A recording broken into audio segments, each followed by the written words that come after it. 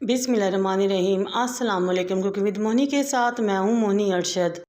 अल्लाह ताला आप सबका हामी और नासिर हो। बग़ैर स्ट्रॉबेरी के घर में मौजूद चंद चीज़ों से बनाएंगे बहुत ही मज़ेदार टेस्टी स्ट्रॉबेरी आइसक्रीम। चलिए बग़ैर टाइम ज़ाया किए इस मज़ेदार सी रेसिपी स्टार्ट करते हैं। बिस्मिल्लाहिर्रहमानिर्रहीम।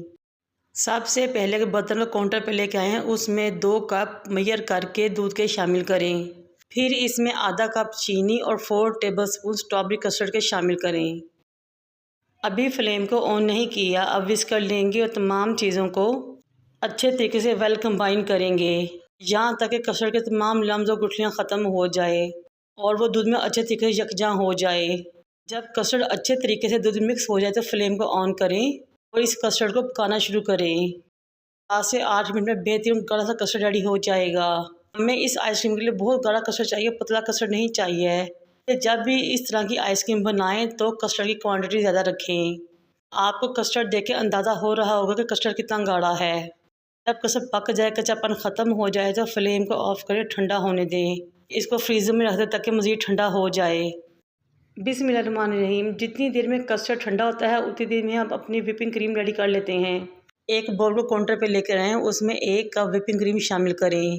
विपिंग क्रीम फुल ठंडी होनी चाहिए। अब ना तो मैं इसमें कोई फूड कलर इस्तेमाल करूँगी, ना ही कोई एसेंस। जामे शिया लाल शरबत हर घर में मौजूद होता है। 4 टेबलस्पून यहाँ भी 1/4 कप इसका यानी कि जामे शिया का विपिंग क्रीम में मिक्स करें और क्रीम को बीट करना शुरू करें। 5-6 मिनट में क्रीम विप हो जाएगी। है ना बहुत मुनफी, यूनिक और आसान रेसिपी, और घर में मौजूद चंद चीज़ों से हम बेहतरीन सी आइसक्रीम रेडी कर सकते हैं। जब क्रीम में इस तरह लहरें आना शुरू हो तो आप समझे कि हमारी क्रीम बेहतरीन तरीके से विप हो चुकी है। इससे ज़्यादा विप नहीं करनी वरना क्रीम का मक्खन या ऑयल ऊपर आ जाएगा। ये देखें माशाल्लाह कितनी फ्लफी, कितनी शानदार स्मूथली तरीके से हमारी क्रीम रेडी हुई है। अब इसको फ्रीज़र में रखेंगे और फ्रीज़र में रखा हुआ कस्टर्ड बाहर लेके आएंगे जो कि काफ़ी हद तक ठंडा हो चुका है।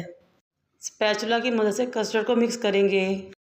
अब बीटर लें और अच्छे तरीके से कस्टर्ड को बीट करें जहाँ तक कि वह क्रीमी फॉर्म में आ जाए।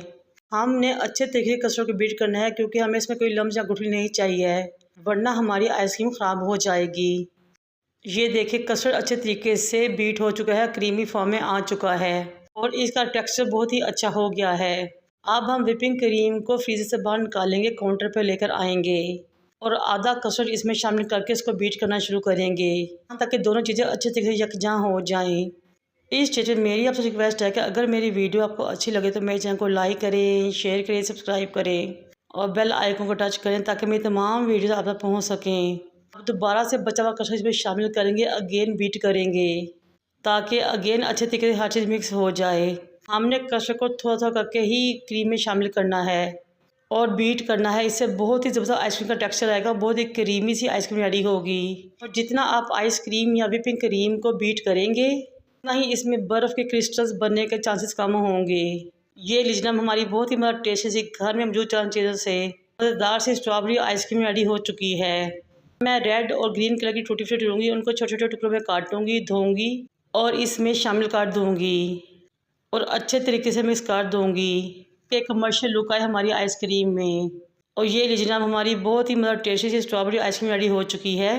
वो बोल जिसमें हमने आइसक्रीम को डाल के फ्रीज़ करना है, काउंटर पर लेकर आएँ और आइसक्रीम को इसमें डालें।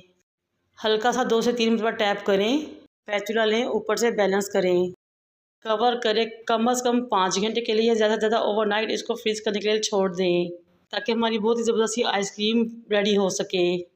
मेरी आपसे अगेन रिक्वेस्ट है कि मेरे चैनल को लाइक, शेयर, सब्सक्राइब करें। अब बॉल को कवर करें और फ्रीज़र में रख दें। 8 घंटे बाद जब मैंने बॉल को फ्रीज़र निकाला तो बहुत ही मज़ेदार टेस्टी सी आइसक्रीम रेडी हो चुकी थी। आइसक्रीम स्कूप लें, मज़ेदार से स्कूप निकालें और डिश आउट करें और सर्व करें। मैं स्कूप निकालने के बाद इसके ऊपर जामे शीरी की मदद से थोड़ा सा गार्निशिंग करूँगी ताकि सर्विंग लुक बहुत अच्छी आए।